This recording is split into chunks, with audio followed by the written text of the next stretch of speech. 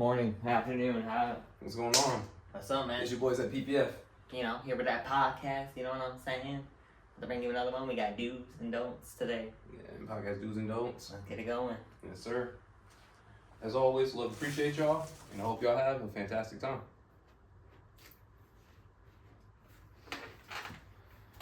All right, bro. Man, you want to start? Yeah, I got you. All right, so what is an ideal PPF want to stand by? Mine is just helping people in general. You know, PPF can, I don't know, not, you know what I'm saying? Like, yeah, it depends on me, depends on you. No. Like, truly, like, from your, because we made PPF. I'm not going to cap, not going to sugarcoat it. We made PPF. We started repping it before anyone else did. So, as a creator of it, what would you want your creation to message? What's the message of your creation? I don't know if there's a message, more just to bring, and when I say happiness, I mean like, I don't know, you have a rough day, you turn the videos on, and all of a sudden you're chuckling, you know what I'm saying? Just bring better days to anybody, you know? Like, whether it's through the podcast, you like what we're saying, the advice helps you one day, nice, you know? With the games, you go to bed with us on div, you know what I'm saying? That, you know, like, however it helps you, it helps, you know? Yeah. And just making a difference, you know? Like, good or bad, fuck it, you know? Like, as long as we try to do good for the world in general, like, what that entails, who knows yet, you know? Yeah, I like that a lot. I definitely appreciate the fact that you do say good and bad, because we're going to probably have our enemies, and hey man, chill out, enjoy the content. You feel me? I got enemies. Got all. So, anyways.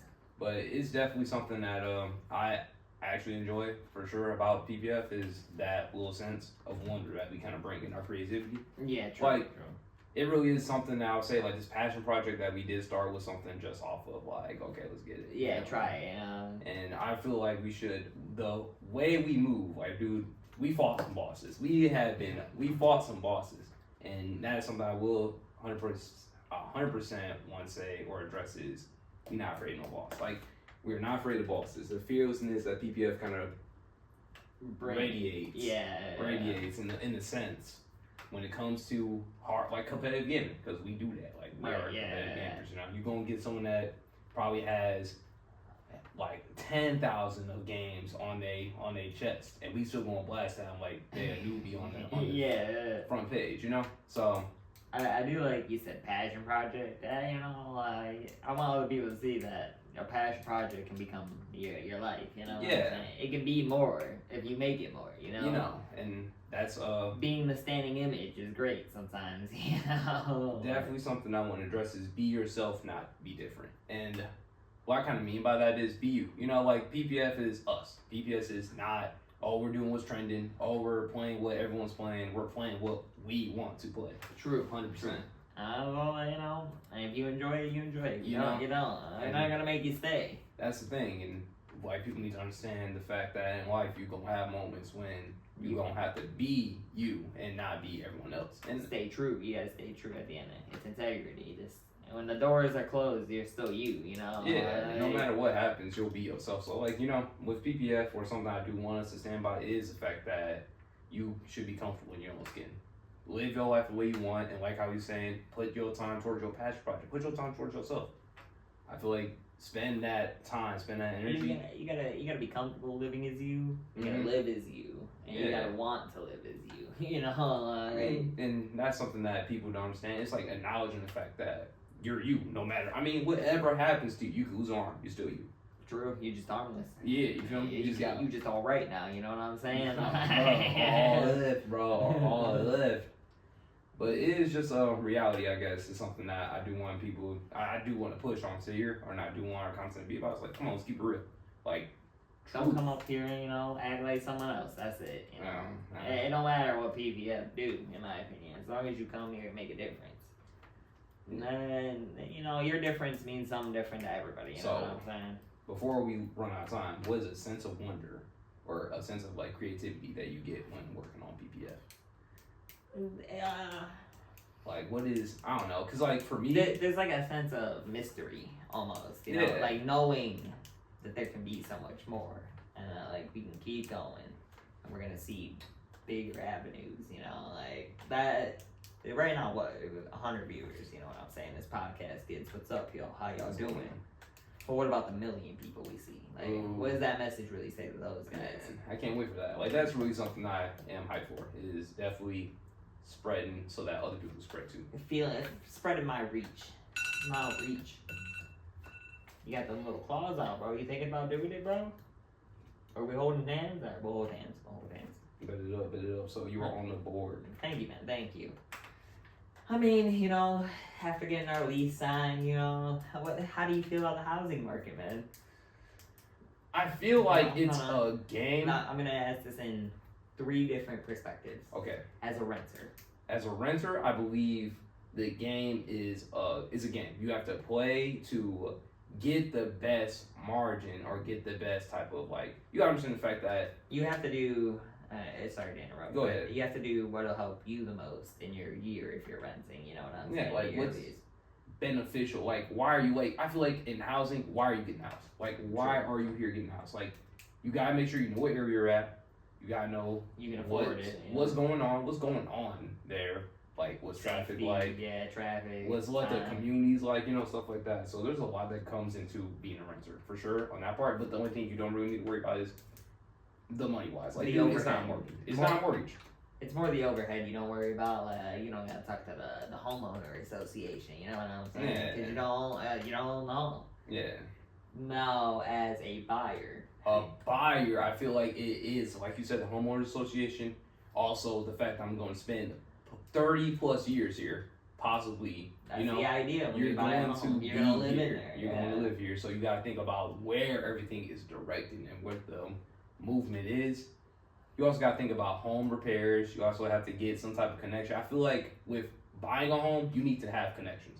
Yeah. And that's what people don't understand. Like, you need need to have an electrician friend, a plumber friend. You know, you got to have your connects. You got to be handy. There's a certain flexibility that has to come with owning a home as well. And there's a lot of, like, roads and bumps and things you may not know about when you first start because it's so pushed towards one side. Like, it's pushed towards the people selling, towards the people that are like loaning, I guess. I truly believe that it's more of the representation of buying a home is what makes buying a home such an illusion. I think it's illusion. I think it's the American dream. The American dream. The American dream is not, oh, settle down and get a home. It's learning how to build your own. Like, American dream was, these motherfuckers didn't know how to build. They built their own homes. Like, let's be real. We came to this land and civilized the land.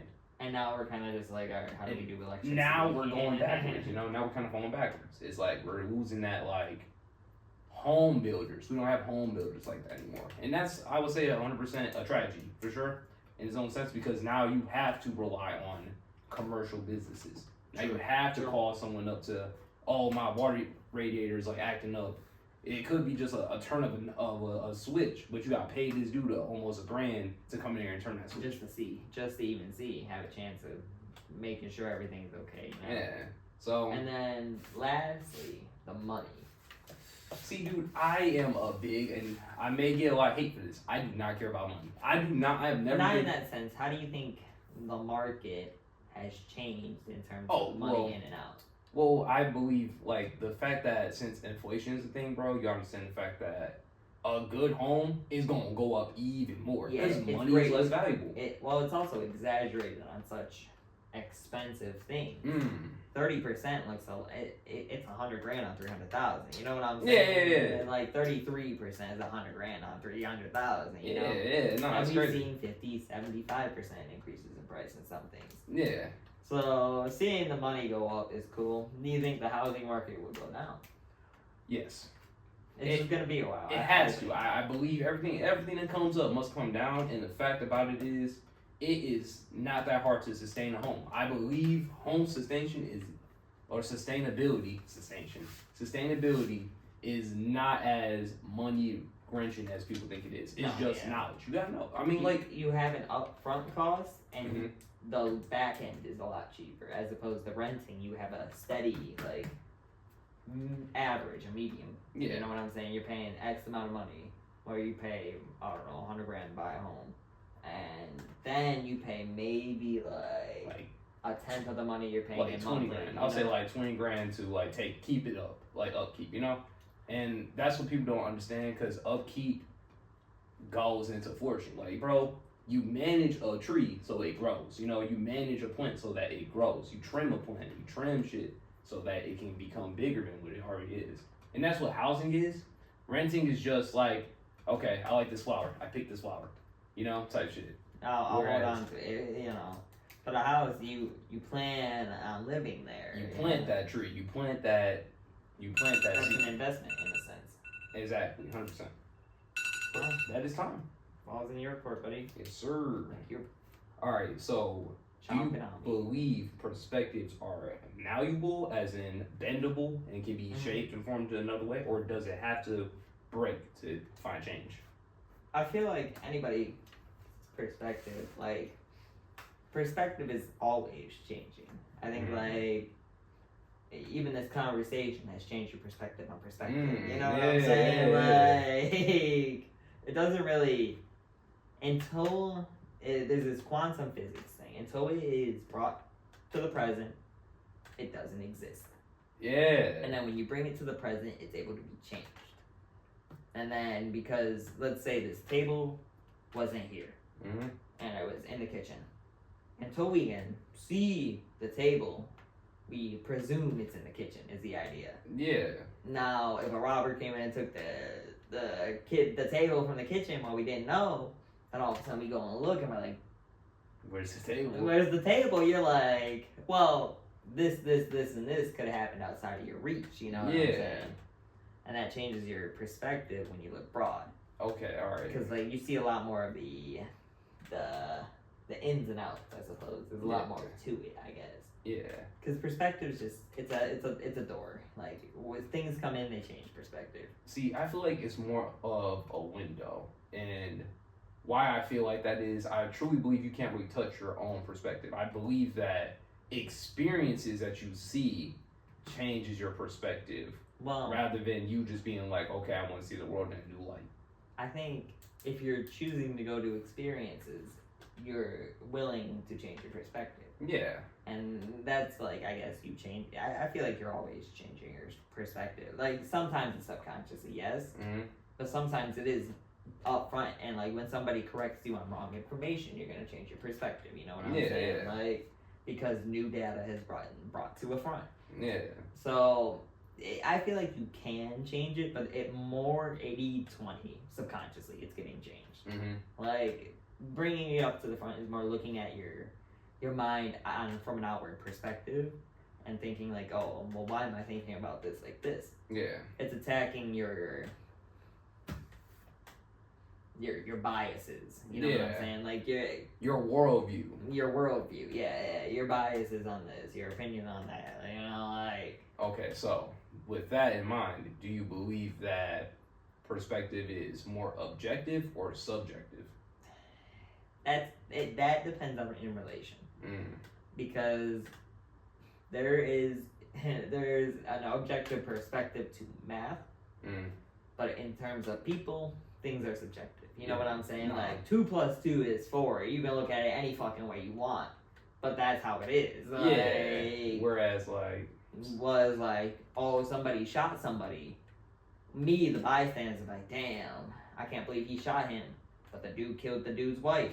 Yeah. You know what I'm saying? Like, so there's a lack of information. So it depends on the information given, for sure. I think it just depends on the information given. I like that. So, well, in my opinion, you know, going subjectively, I feel like it's like forging a blade. I guess it's like starting off with like a piece of rock, putting it through the scorcher, molding it, and then you put it in a mold, and you get your type of mold, and then you kind of like finish it off by steel it. Yeah. So I feel like it's like that process. Like we all come into the world with this one perspective of, okay, this is how the world works. When you're young, you just believe what your parents believe. Yep. You know what I'm saying? Like, you find your forge.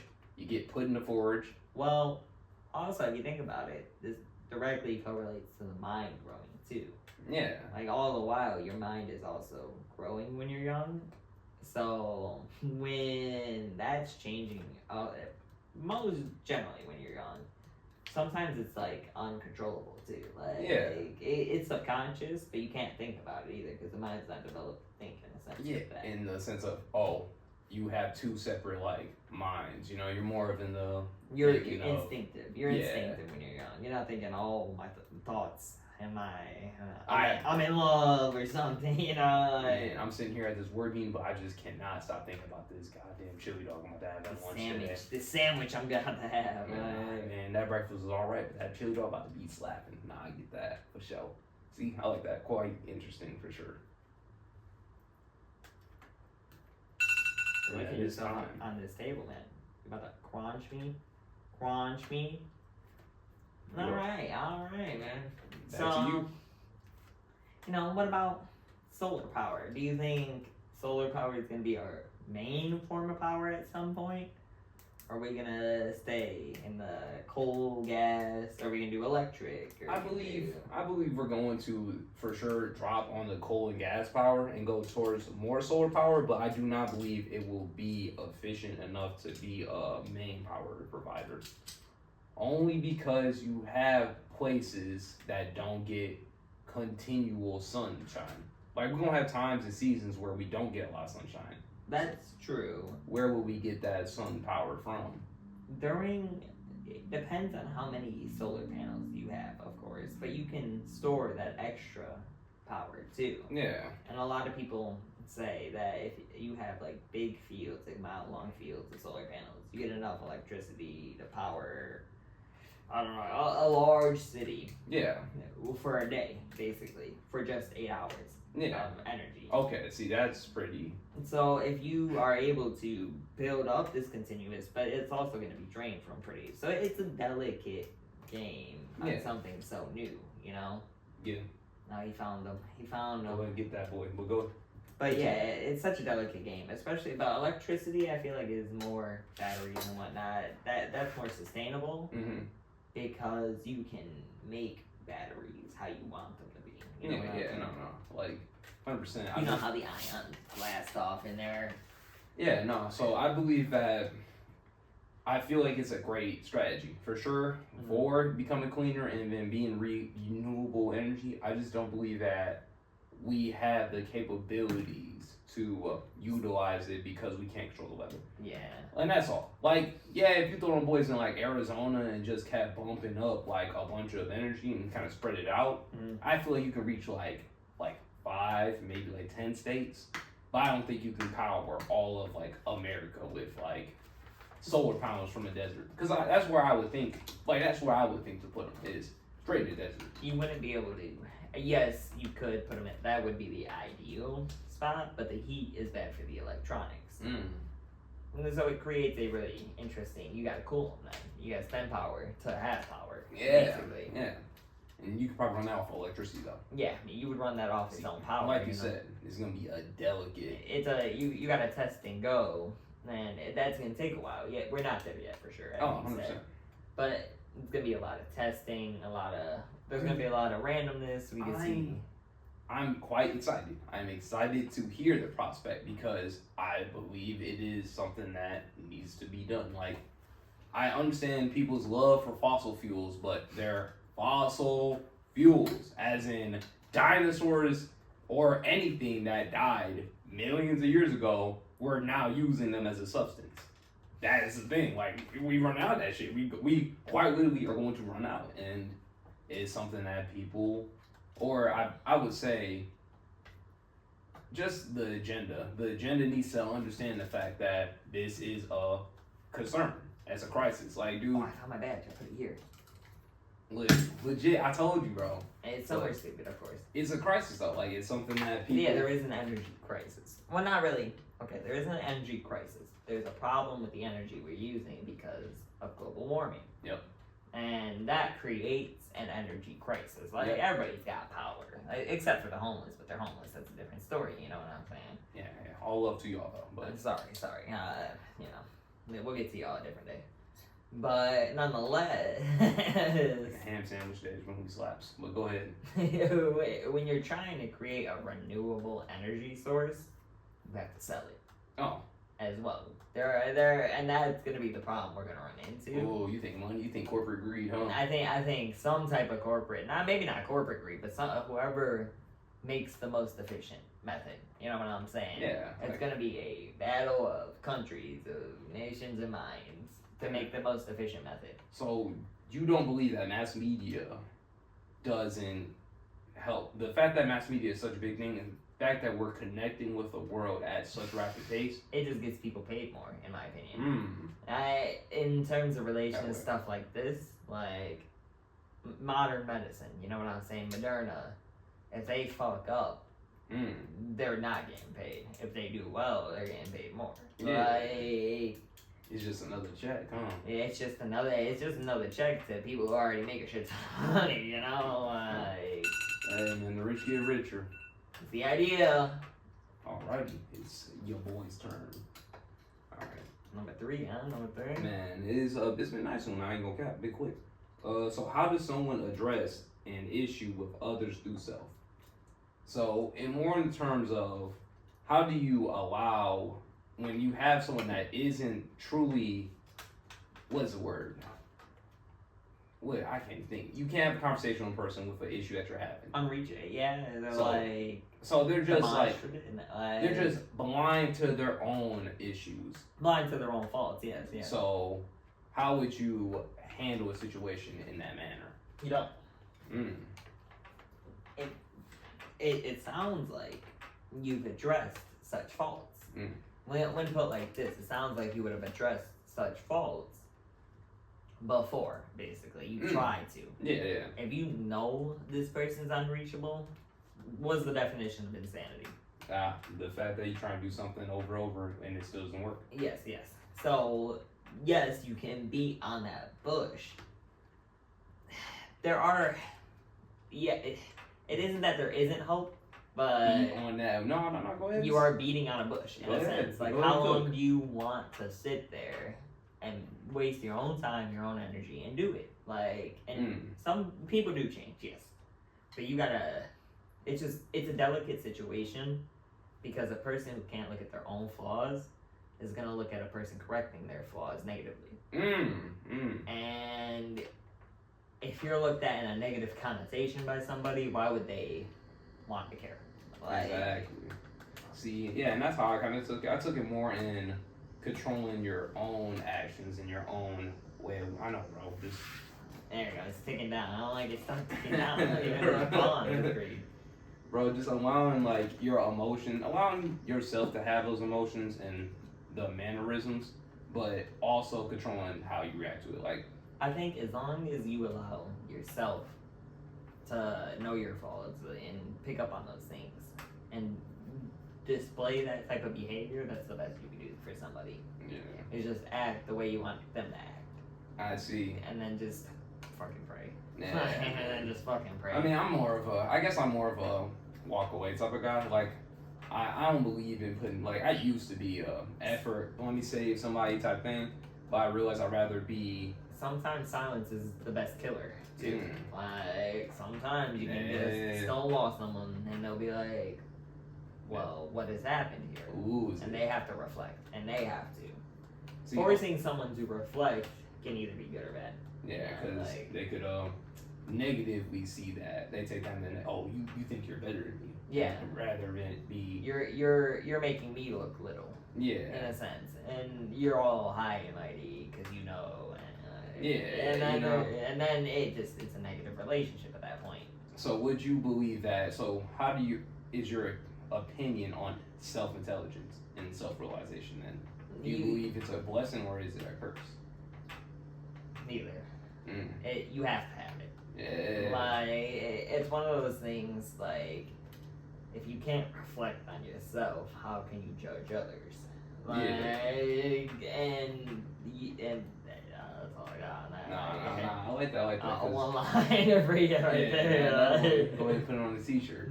I mean, that's the thing. People feel like, so man, self-judgment or judgment on in itself is something that shouldn't be done. It should start with yourself. Ooh. And then you are allowed to judge others, but even then I don't think you should judge others. I think you should just undutifully. If someone needs to be judged and like wants an opinion and wants to be judged, then yes. But if someone is just like a boulder rolling downhill, you don't step in front of the boulder. You know what I'm saying? You yell up, "Hey!" and pray. You know what I'm saying? Like, and just make them aware of it. See, I like that. I like that. Just keeping people aware. As long like yesterday we were supposed to play Divinity, right? Yep.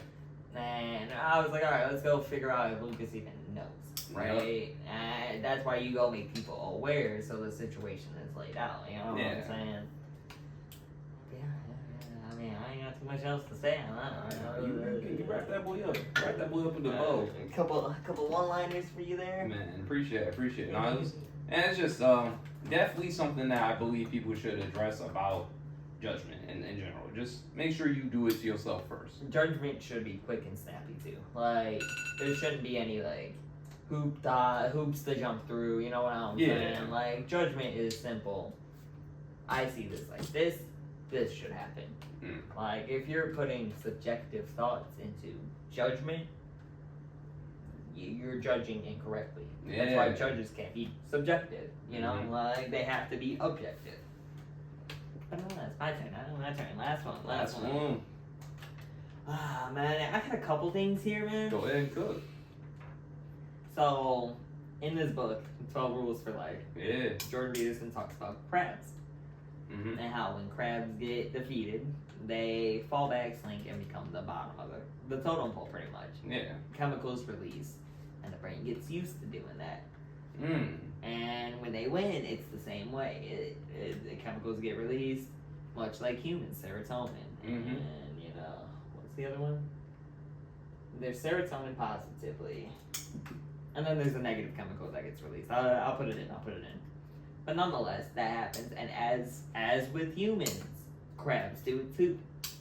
Whales do it too. Turtles do it too. It's animal. It's in us to fight for a hierarchy in a sense. And you see that a lot in society.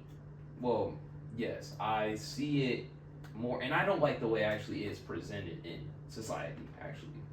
So what I see is actually the way they kind of worked it is, or it's the way they work it is, you have this hierarchy of, like, we have the class system, you know, high class, middle class, and low class. Yeah. But what it is really is like the middle and low class are envious of each other, which is quite weird to me. And it prevents them from ever becoming high class. Yeah, they produce it. Like, they kind of war with each other. They produce it with themselves. They produce, like, so high middle class is like, oh yeah, we're good, you know, we're up. And then the low class is like, oh no, we're down, we're on a low totem pole. But let the roles swap. Someone that's lived in middle class and has experience with middle class, if they get put into low class, they're, oh man, I don't know if I can do this, this, and third. They gain that low class mentality. And anyone that's low class and put in the middle class keeps this mentality of, oh, I always gotta win. I gotta stay from going backwards. I gotta stay from doing that. So it's more like the hustle directive, right? It's like locked in. It's like you're locked into only staying out of low class, but never getting out of middle class. Right. It's kind of what it is. Because, you know, no one in middle class is gonna be like, okay, I want to be stinking rich. Like, you have to not have it to want it all. You know, that's the thing about greed. Yeah. If you've always been comfortable, you're fine with being comfortable, and if you're always fighting, you're fine with fighting. You know? It's just more in the brain is always set to keep pushing those chemicals, those nerves, those feelings. But I believe that's like you say with the crabs, how they do the same thing. They do the same thing, and they do up. It's like predictable. I mean, it's very predictable pattern, and that's what kind of keeps the rich richer. You know, it's like. When you fall into a class system or you fall into a hierarchy of, I'm either going to be on the bottom or in the middle, there's always going to be someone standing on top of my head that you don't have that urge to be the one that's standing on top of someone else's head. You know? Right. So you will villainize the rich class. I feel like that's what happens with our hierarchy nowadays. Is you get to the middle class and you're like, you know what, this is just so nice. You know, I don't have to. I just gotta do what I was doing in low class, but I get to have a home, a nice family. My job is respectable. You know what? I don't need more. I don't need to be called more. What was that? I used to work at when I was working at Tropical Cafe, and the guy that owned the building was he had multiple businesses, Right. like millionaire. Right. And he told me, he's like, I have people that work blue collar jobs. He says, my phone is always ringing. My phone's always going off. Something's always going down, and someone needs me. The people, my blue collar guys, like, I would rather just keep doing my normal working job And deal with go that. see my family, and then deal with that. So Right. Yeah. it really is the fact that your brain tells you that you're a winner, but I feel like the rich are people who went past the brain. They go past the temples. Yeah. There's a certain you can manually produce that. Yeah. You can create those feelings that bring out the serotonin, that bring out the whatever, you know. Like And there that's are scenarios that would cause that defeat, winning, but it's sex. more about, and what I guess what the rich is more about allowing the defeat to be A victory in a sense. Yeah. let it be a mark. Like you just put a mark on the wall, like a day. Like a defeat's a day to a person that is coming up. A defeat for a normal person is my whole year. Yeah, year my life is over. My life. You'll hear that in the middle and low class. My life is over. Yeah, this is done. Or oh my gosh, dude, Brother, it's been an hour since someone took $500 out of your account. Calm down, just call back. I got 50. Like I've got 100K. Like I'm set for life now. Like I don't need to do anything no more. I'm not. It really is like you said.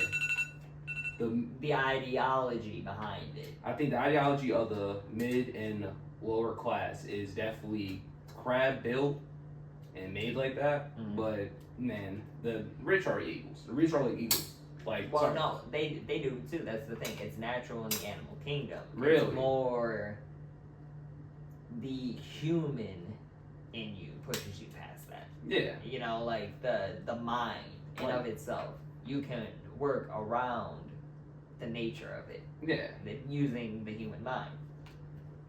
That's more the idea. Yeah. Okay. Yeah. No, I like that. Of the rich, at least. Yeah, of the rich. You feel me? Hey, stay rich. It's all about the mind. You know, that's it, man. Yeah, man. Do's and don'ts. It was quite the episode. I ain't gonna capture. 6 for 6, I'd say. Oh yeah, it was nice. I actually enjoyed every question. 6 for 6 today. But yeah, man. This has been you boys at PPF. I'm, Jason437. You just got hit with a blade. Size of my B. Suck, you'll get it, man. You'll get it. Man, I almost did, bro. It's fun, man. It's fun, I know. But And we're signing. oh yeah. You want. No, I'm in stand. Yes, sir. Yes, sir. Respectability. Peace.